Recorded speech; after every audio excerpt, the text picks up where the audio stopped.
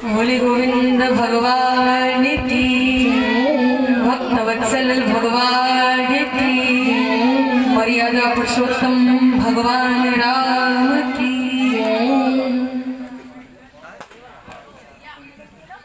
आइए तो मैं उन अनंत कोटि ब्रह्मांड नायक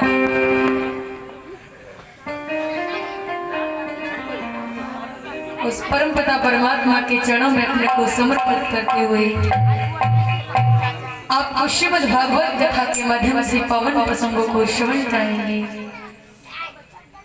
और बड़ी सुंदर बात है, आज आपके इस परम पावन पवित्र स्थान पर भगवान की कथा का चतुर्थ दिवस और सायंकालीन मेला का कार्यक्रम।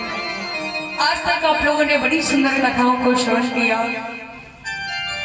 और हमारी इस कथा के मुख्य श्रोता परीक्षक के रूप में विराजमान धर्म पत्नी सहित परम श्रद्धेय श्री देवी सिंह चौहान जी व श्री राकेश सिंह चौहान जी व पंकज सिंह भदौरिया जी व हमारे लल्ला भैया जी और भगवान के इस पावन प्रांगण में विराजमान समस्त भक्त। आज तक आप लोगों ने बड़ी सुंदर कथाओं को श्रवण किया। निरंतर 3 दिनों से आप हरी चर्चा श्रवण करते हुए आ रहे हैं, नाना प्रकार की कथाएं श्रवण कर रहे हैं। आगे बताते हैं, श्री सुखदेव जी राजा परीक्षित को कथा सुनाते हैं। तो सुखदेव जी बताते हैं, राजा भागवत में कई अध्याय हैं और कई स्कंद हैं। तो सुखदेव जी ने बताया, राजन अष्टम स्कंद जब आया, अष्टम स्कंद में 24 अध्याय हैं और मनवंतरों का वर्णन है। यानी कौन से मनवंतर कितने काल का है, यानी कितने समय का है, किस मनवंतर में कौन सा अवतार हुआ, ये सुखदेव जी ने परीक्षित को बताया। और बताते हैं महाराज, रैवत मनवंतर में भगवान ने एक गजराज के लिए हरि रूप बनाया। गज तो आप जानते होंगे किसे कहते हैं, हाँ हाथी। हाथी के लिए हरि रूप बनाया। परीक्षित चौक पड़े, अरे महाराज भगवान ने और हाथी के लिए हरि रूप बनाया, ऐसा क्यों? विस्तार से बताइए। तो सुखदेव जी कहते हैं, सुनिए। एक हाथी बड़ा बलवान था, बड़ा अभिमानी भी था कि मेरे अंदर तो बड़ा बल है। तो आपने देखा है किसी को भी पद प्रतिष्ठा मिले तो अभिमान तो आ ही जाता है। तो बड़ा बलशाली था, कोई भी इसके आगे नहीं टिकता था, तो बड़ा अभिमान हो गया। एक दिन सरोवर पर पानी पीने के लिए गया तो जल में इसका पैर एक मगर ने पकड़ लिया। जब जल में मगर ने पैर पकड़ा, इसने छुड़ाने के बहुत प्रयास किए, परंतु उससे पैर अपना छुड़ा ना सका। उस मगर ने इसे पकड़ा तो काफी प्रयास किया छुड़ाने का, परंतु नहीं छुड़ा पाया। काफी वर्षों तक लड़ता रहा। गज अंदर खींचता है, ग्राह अंदर खींचता है, गज बाहर को खींचता है। काफी वर्षों तक लड़ता रहा, जिस कारण शरीर में शिथिलता आ गई। परंतु ग्रह जो था, मगर जो था, काफी गहरे जल में खींच ले गया। दिलवर सून दिखाई दे रही है। तो गज ने सोचा, अब मैं क्या करूं? तो जब अपनी शक्ति लगाकर हार गया, अपना बल काम नहीं किया, तो इसने अपनी पत्नियों से सहायता मांगी। तो वो सब भी अपनी शक्ति लगाकर हार गई और अपने स्वामी को उसी हालत में छोड़कर चले गए, क्योंकि उन्होंने जान लिया ग्रास से खींच ले जाएगा, अब ये जीवित नहीं रहेगा। तो फिर छोड़कर चले गए। अब तो गज का धैर्य टूट गया। अरे ये मेरे परिवार वाले, मैंने इनके लिए क्या क्या नहीं किया। एक बार तो स्वयं भूखा रहा, पर इन्हें भोजन कराया, और आज ये मुझे इस हालत में छोड़कर चले गए। गज का धैर्य टूट गया। ग्राह काफी गहरे जल में खींच ले गया। दिल भर सून दिखाई दे रही है।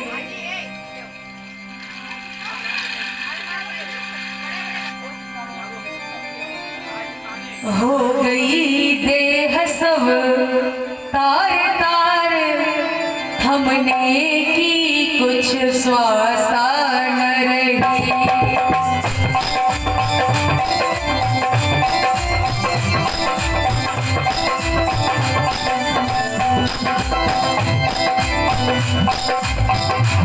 हो गई देह सब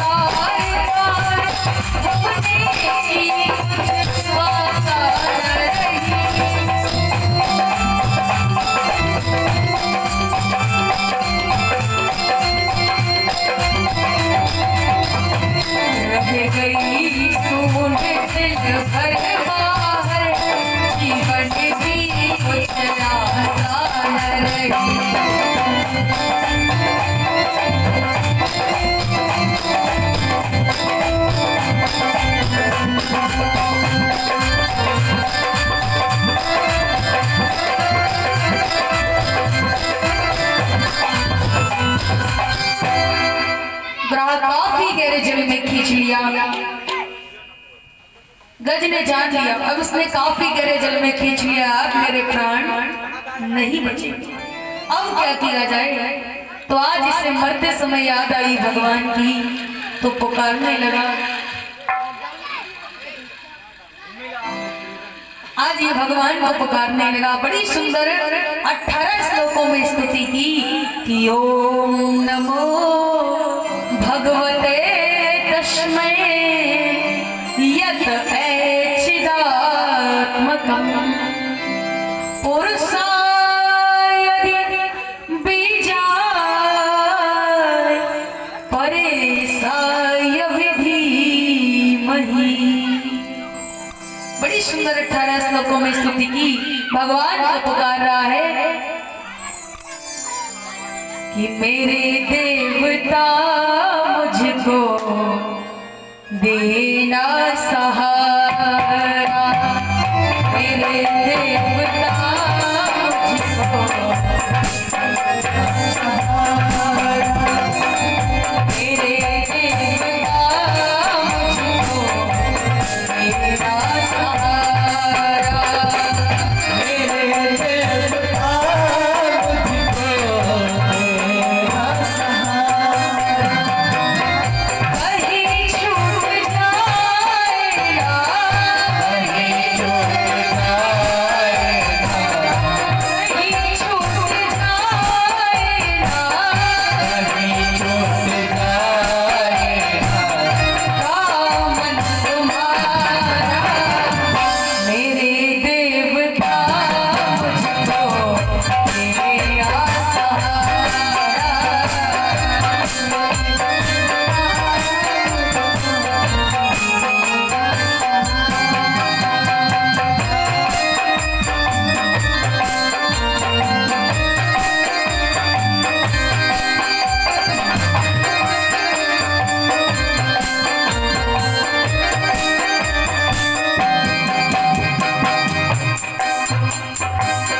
सिवा तेरे मन में समाए न कोई, सिवा तेरे मन में समाए न कोई, लगन का ये दीपक बुझाए न कोई, लगन का ये दीपक बुझाए न कोई। तुम्हीं मेरी नैया, तुम्हीं मेरी नैया, तुम्हीं हो किनारा, मेरे देवता मुझको तेरा सहारा, मेरे देवता मुझको तेरा सहारा। कहीं छूट जाएगा, कहीं छूट जाएगा दामन तुम्हारा, मेरे देवता मुझको तेरा सहारा, मेरे देवता मुझको तेरा सहारा, मेरे देवता मुझको तेरा सहारा। आज गज प्रभु को पुकार रहा है। गज ने जान लिया अब ईश्वर के सिवा और मुझे कोई नहीं बचा सकता। बड़ी सुंदर 18 श्लोकों में स्तुति की, लेकिन नाम किसी का नहीं लिया। जिसने सृष्टि बनाई है, मेरे अंदर हंसने बोलने की शक्ति दी है, और परम प्रभु को मैं प्रणाम करता हूँ जो अवतार लेकर भी अजन्मा है, जो समस्त मन बुद्धि आदि इंद्रियों के स्वामी हैं, जिनके अनेकों नाम हैं और फिर कोई नाम नहीं है। उन परम ब्रह्म को मैं प्रणाम करता हूँ, वो आकर मेरी रक्षा करे। आकाश मंडल में समस्त देवता देख रहे थे कि हमारा नाम लेकर बुलाए तो हम जाएं। भगवान विष्णु ने सोचा अब तो ये हमारा ही नाम बन गया। गरुड़ से कहा शीघ्र चलो, गरुड़ से देर हुई तो आज भगवान ने एक पैर गरुड़ की पीठ पर, दूसरा गजेंद्र के समीप रख दिया। बोले नारायण भगवान की। आज भगवान ने अपने हाथों से गजेंद्र खींचा तो गज के साथ में ग्राह भी खींचा चला गया और भगवान ने तुरंत अपना सुदर्शन निकाला, उस ग्राह का सिर काट दिया, उसके शरीर से हु नाम का गंधर्व उत्पन्न हो गया। भगवान की स्तुति कर वह अपने गंधर्व लोक को चला गया। बोले भक्तवत्सल भगवान की जय। बताते हैं परीक्षित ने पूछा महाराज प्रभु को पुकारा तो किसने पुकारा था? परीक्षित महाराज। भगवान को किसने बुलाया था? हाँ, गजेंद्र ने, हाथी ने बुलाया था। तो परीक्षित ने पूछा महाराज जब भगवान को गजेंद्र ने बुलाया था तो उन्होंने ग्रह का उद्धार पहले क्यों किया? भाई उन्हें अपने भक्त को देखना चाहिए था। गजेंद्र पुकार रहा था, वो परेशान था, तो उन्होंने पहले ग्रह का उद्धार क्यों किया? तो सुखदेव जी कहते हैं सुनिए परीक्षित, भगवान का एक स्वभाव है, भगवान ना तो किसी को अपना बैरी मानते हैं और ना तो भक्ति से पहले भक्त भी नहीं मानते। वो तो भक्त के वैरी को ही वैरी मानते हैं और भक्त के भक्त को भक्त मानते हैं। भगवान ने ग्रह का उद्धार पहले इसलिए किया, ध्यान देना क्यों किया?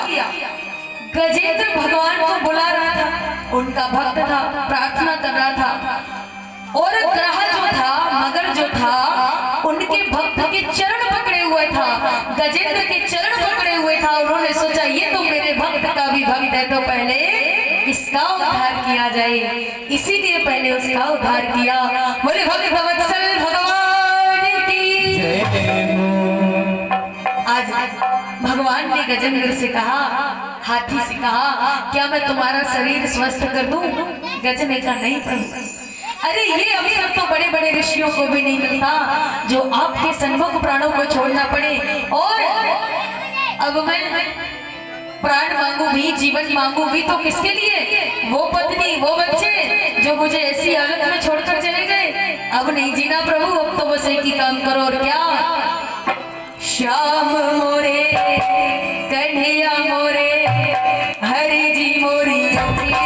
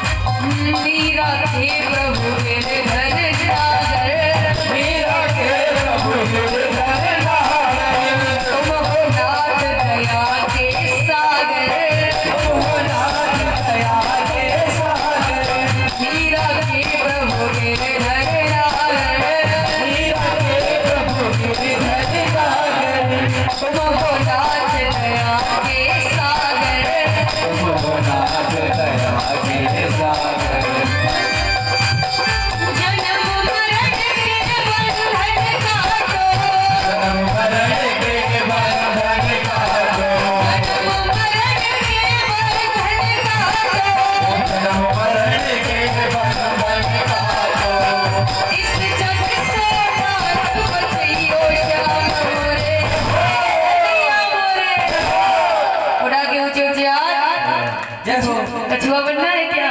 नहीं बनना है ना? हाँ तो फिर ऐसे श्याम मोरे कन्हैया मोरे हरि जी मोरे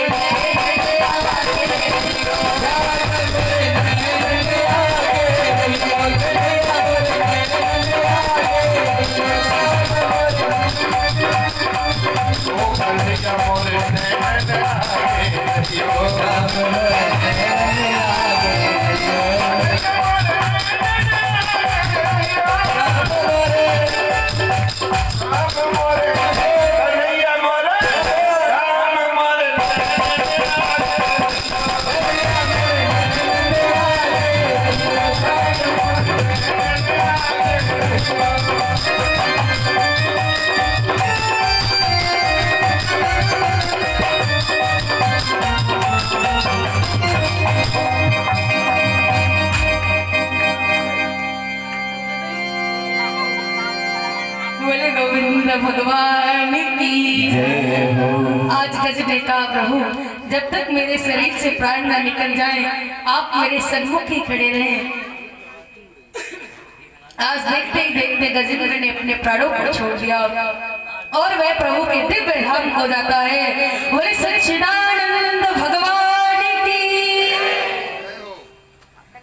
इधर बताते हैं, अब आपको बता दें कि ये ग्रह पूर्व जन्म में कौन था।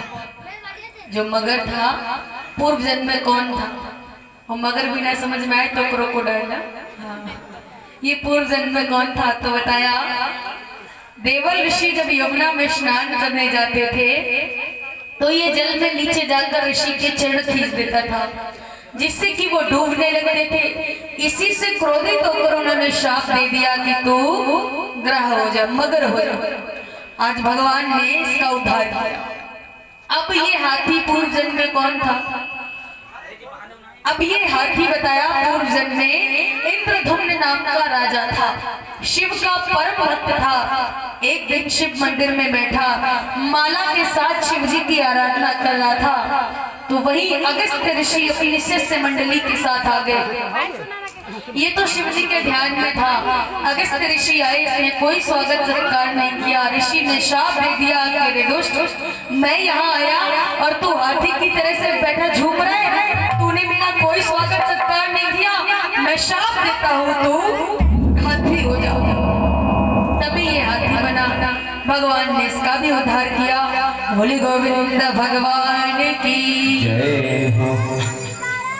अब इस कथा को यदि अध्यात्म दृष्टि से देखा जाए तो ग्रह क्या है? तो बताया प्यारे, ये नाना प्रकार के ग्रह धंधे ही ग्रह हैं जिनमें हम दिन भर उलझे रहते हैं। और जीव रूपी मानव ही गजेंद्र, यानी हम ही गजेंद्र हैं, हम ही हैं, कोई और नहीं है। और ये जो ग्रह कार्य है वही ग्रह है। तो बाबा लिखते हैं क्या,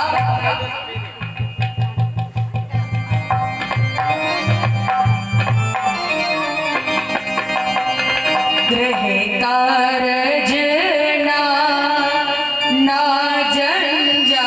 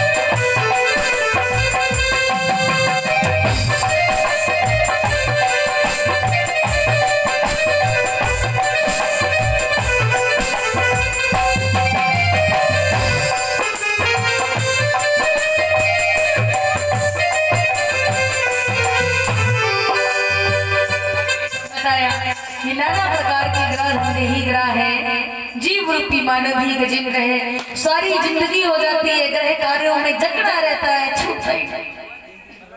और बताते हैं, अब ये जो ग्रह है पकड़ता भी किसे है? अभिमानी जीव को पकड़ता है। अभिमान कैसा? रे मेरे पास तो इतनी गाड़ी है, मैं अमुक पद पर हूँ, ये है वो है ना।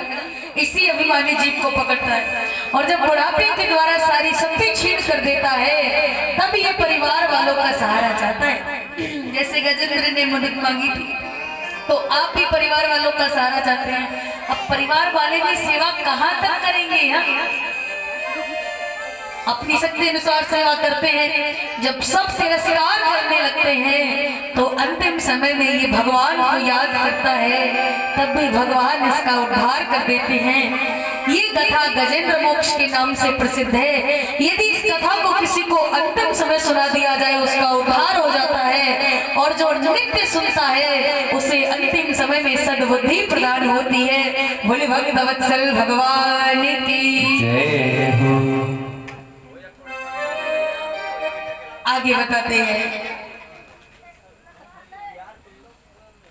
सुखदेव जी कहते हैं कथा आती है, भगवान ने समुद्र मंथन किस प्रकार कराया, क्यों हुआ समुद्र मंथन और कैसे हुआ, तो बताते हैं। एक बार दुर्वासा जी ने प्रसन्न होकर खुश होकर के इंद्र को माला पहनाई, तो इंद्र ने उस माला की अपेक्षा कर दी, अपमान कर दिया। इंद्र ने वह माला अपने गले से उतार कर अपने ऐरावत के गले में डाल दी।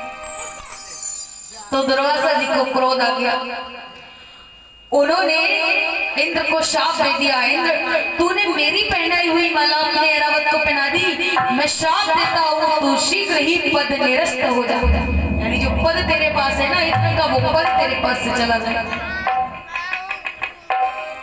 पद निरस्त होने का श्राप दे दिया। जब श्राप का दैत्यों को पता चला, दैत्यों ने कहा बस हो गया काम, श्राप तो मिल ही गया है, बस युद्ध करना बाकी है। तो बताते हैं दैत्यों ने स्वर्ग पर आक्रमण कर दिया, चढ़ाई कर दी, समस्त देवता पराजित हो गए, क्योंकि श्राप लगा था। समस्त देवता पराजित हो गए और समस्त देवता दौड़े दौड़े ब्रह्मा जी की शरण में गए। ब्रह्मा जी देवताओं को लेकर भगवान विष्णु की शरण में गए, बोले प्रभु अब रक्षा करो, क्या करें?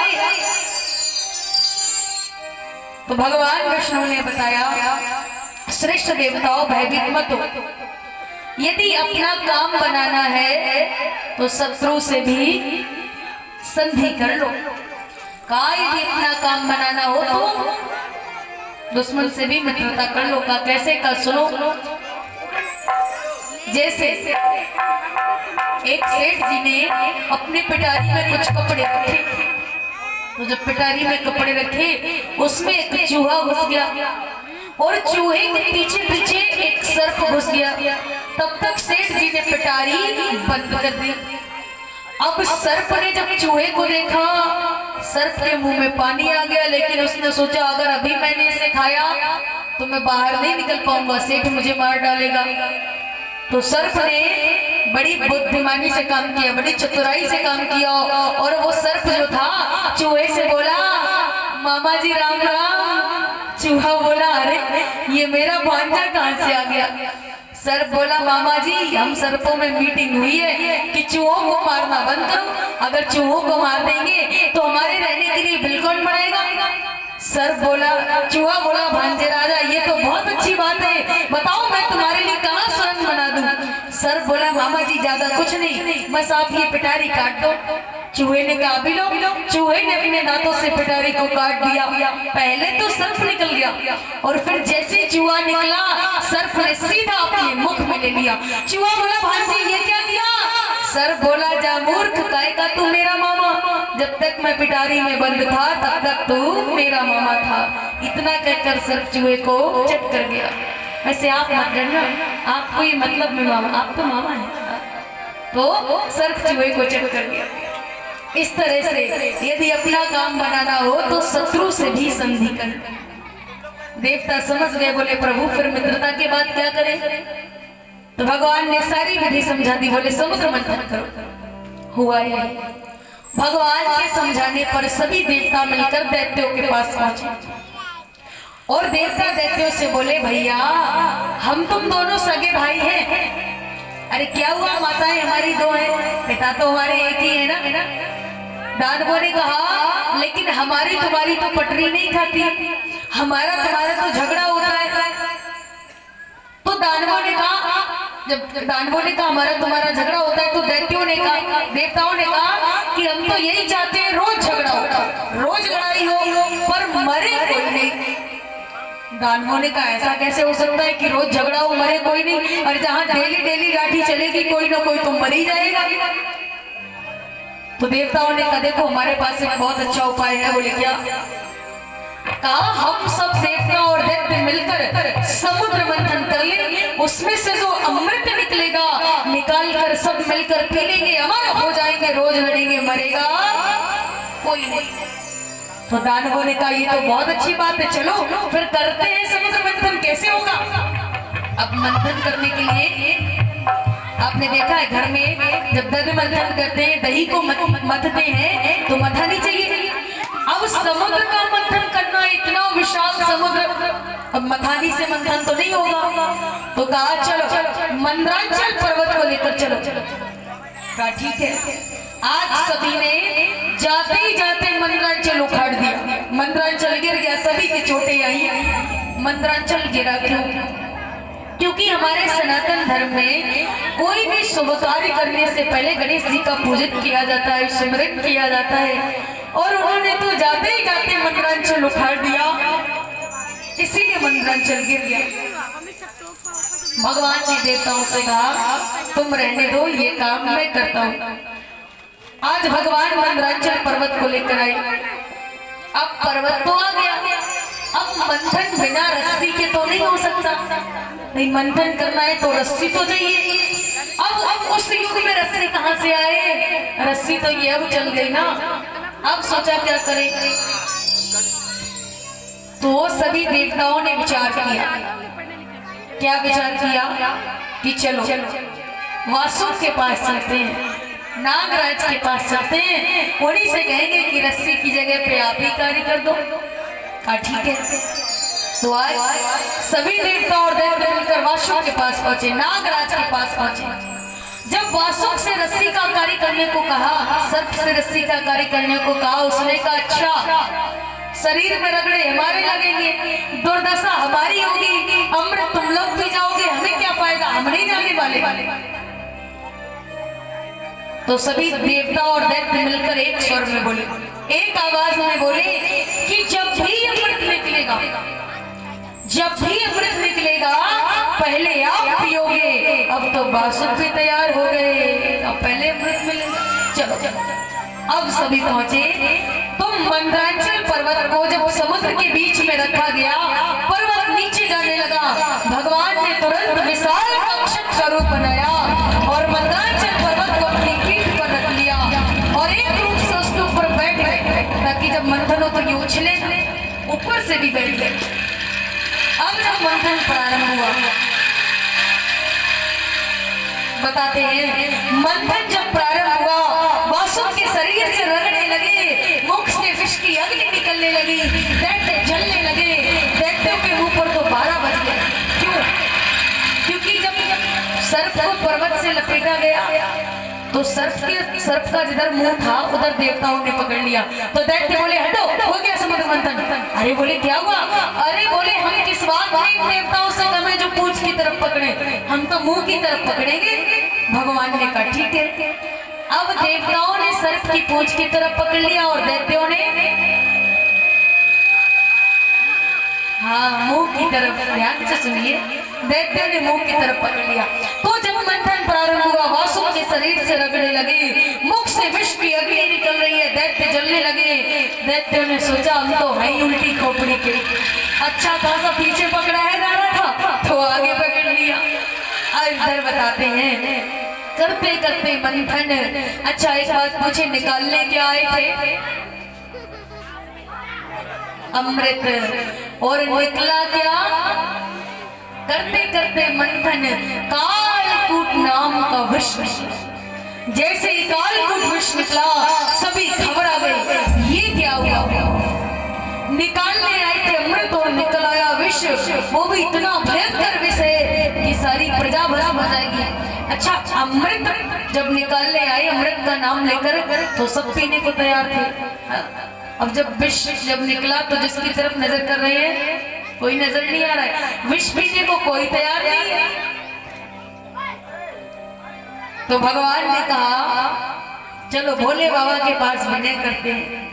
अब जब विष निकला तो भोले बाबा को याद किया। सभी देवता और दैत्य मिलकर भगवान शंकर के पास पहुंचे, हाथ जोड़कर खड़े हो गए, कहने लगे हे देवति महादेव, हम आपकी शरण में हैं, इस भयानक विष से हमारी रक्षा करो प्रभु, अब आपके सिवा और कोई नहीं है।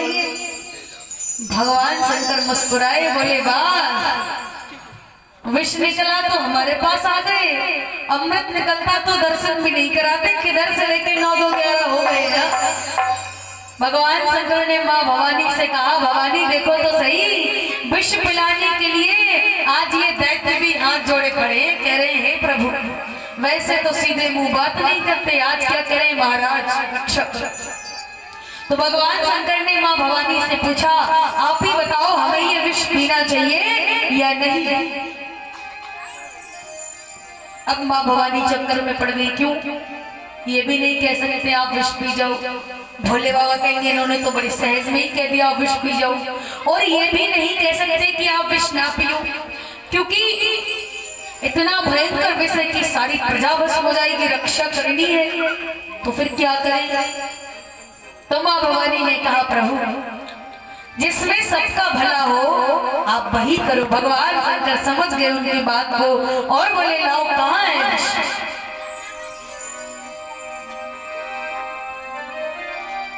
एक ही घूंट कंठ तक आया, खाली वो विष का जाम हुआ।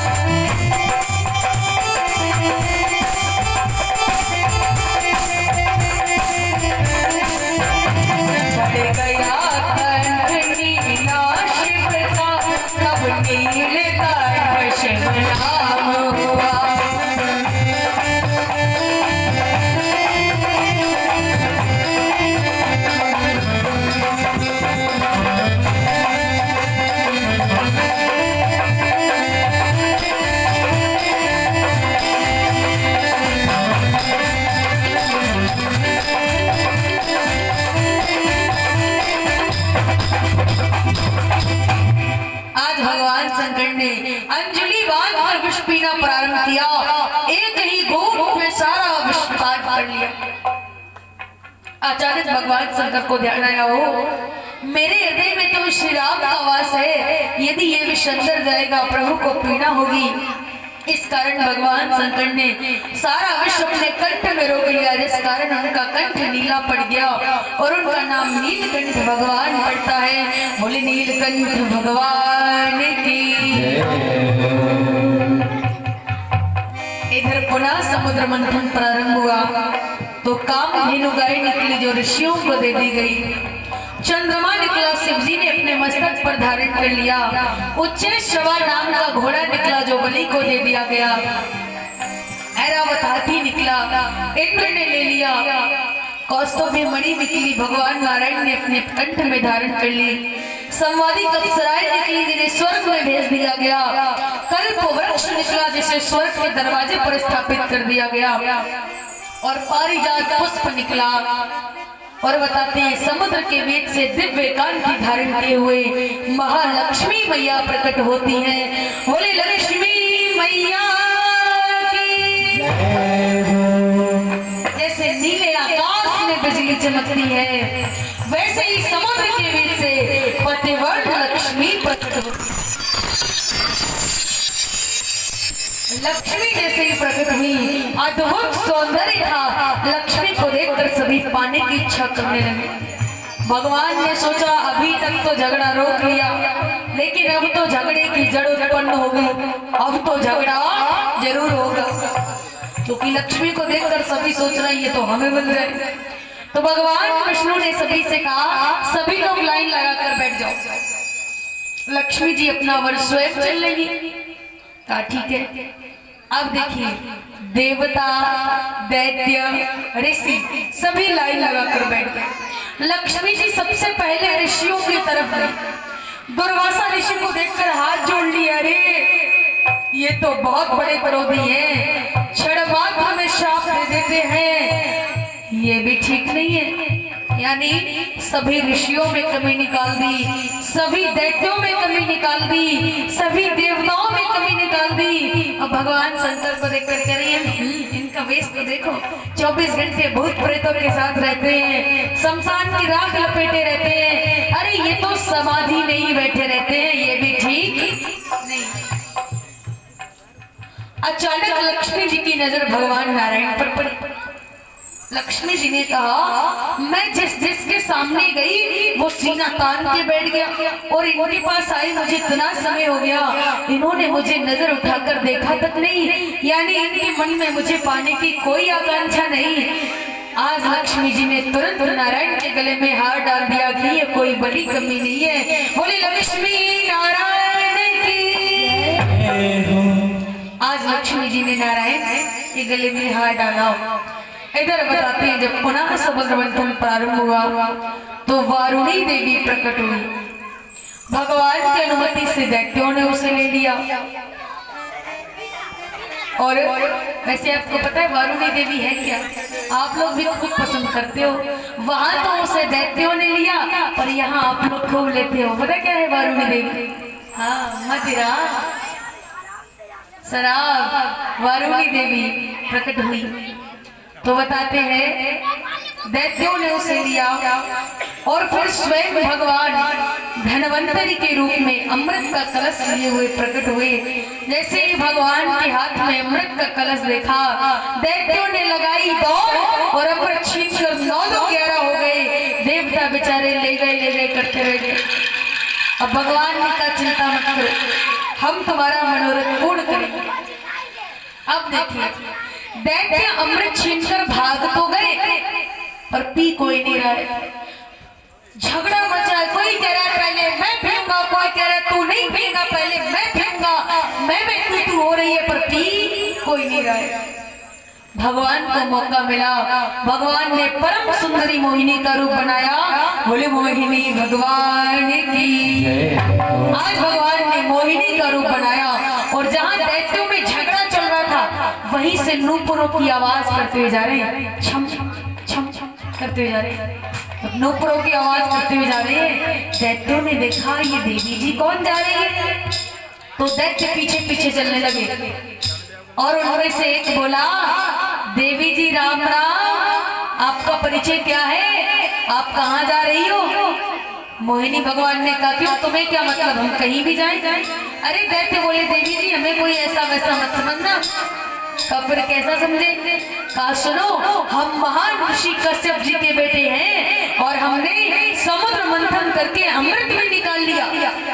ओहो, मोहिनी भगवान ने कहा, अमृत निकाल लिया तो पीते क्यों नहीं, पियो। अरे बोले, देवी जी इसी बात का तो झगड़ा है, पहले पिए कौन, और अब आप आ गई हो तो आप ही बंटवारा कर दो। मोहिनी भगवान ने कहा, आप महान ऋषि कश्यप जी के बेटे हो तो आपने एक अपरिचित स्त्री पर विश्वास कैसे कर लिया?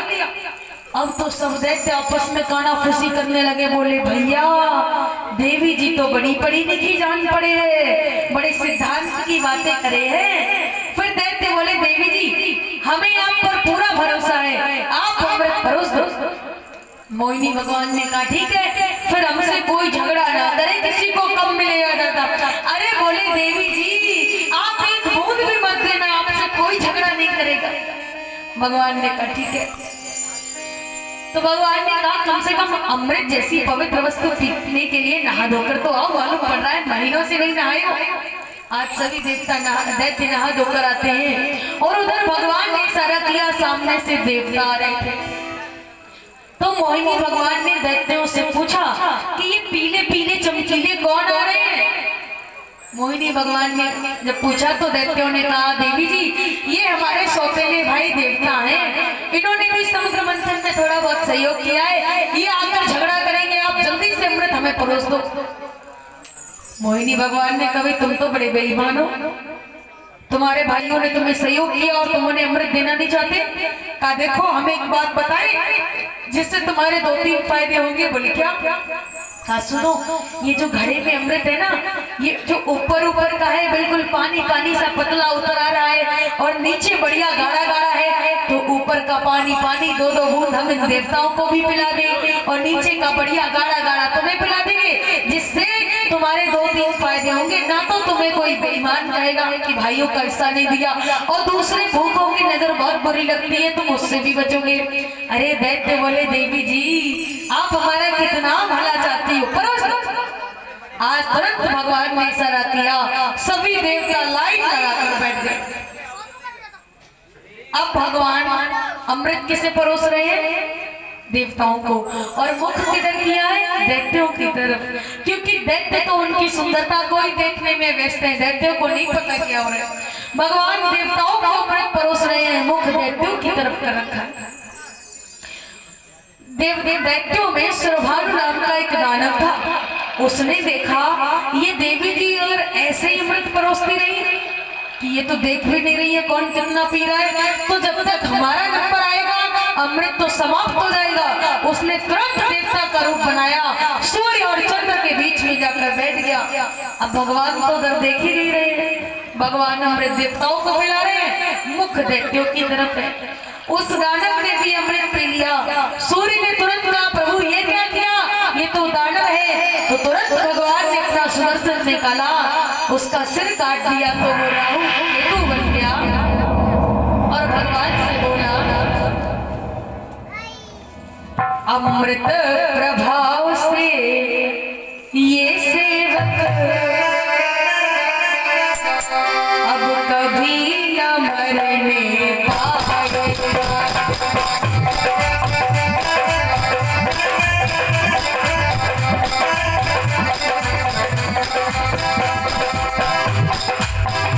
अमृत प्रभाव से ये सेवक अब कभी न मरने पाएगा।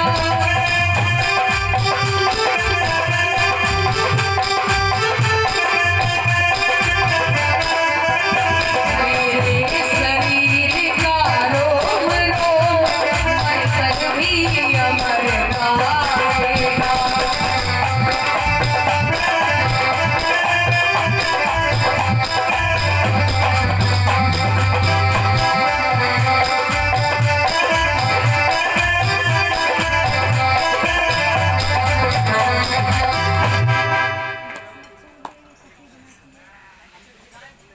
आज भगवान ने उस वक्त का सर काटा तो वो राहु केतु बन गया। पहले 7 ग्रह थे, तभी से ये 9 ग्रह हो गए। और भगवान ने सोचा अब मामला बिगड़ने वाला है, तो भगवान तुरंत अमृत का कलश लेकर अंतर ध्यान हो गए। अब इधर दैत्यों ने देखा, अरे भैया ये देवी जी किधर गई? बोले पता नहीं किधर गई। बोले अभी भी तो यही थी, अब किधर गई? दैत्यों का माथा खराब हुआ, सोचा हो न हो ये विष्णु ही होगा। विष्णु 1 नंबर का बहरूपिया है, इसी ने मोहिनी का रूप बनाकर हमें धोखा दिया, हम इन देवताओं को जीवित नहीं छोड़ेंगे। उधर देखा देवता अमृत पी पी कर डकार रहे हैं, दैत्यों का क्रोध बढ़ गया। उसी समय देवासुर संग्राम छिड़ गया। देवासुर संग्राम में समस्त दानव मारे गए। देवताओं ने विजय का शंख बजाकर पुनः स्वर्ग पर अपना आधिपत्य स्थापित किया। बोले गोविंद भगवान की।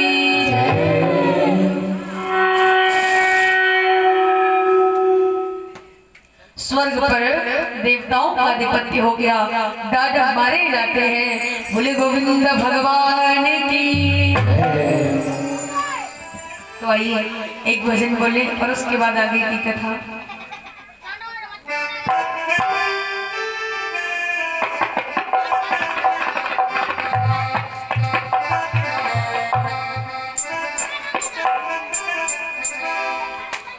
कि छीन कर ले गया जिगर